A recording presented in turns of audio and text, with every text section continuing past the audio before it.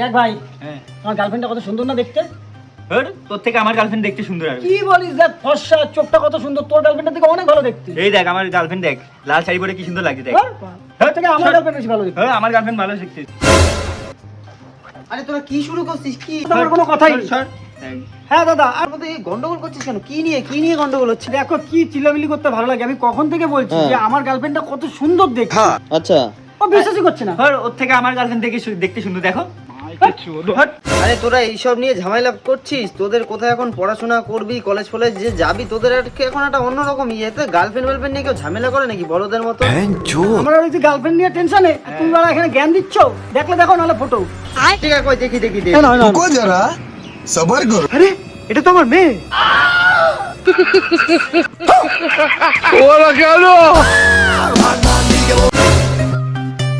দেখেছো তো দাদা ও কেমন? এই জন্য আমার মা বলেছিল ওর সাথে মিশতে না। তুই শালা দাদার মেয়েকে নিয়ে টানাটানি করিস শালা। দেখেছো দাদা, জানোয়ার ছেলে। দেখো দাদা আমার গার্লফ্রেন্ডটা কেমন। দেখি। আরে এটা তো আমার বউ। ये क्या हो गया?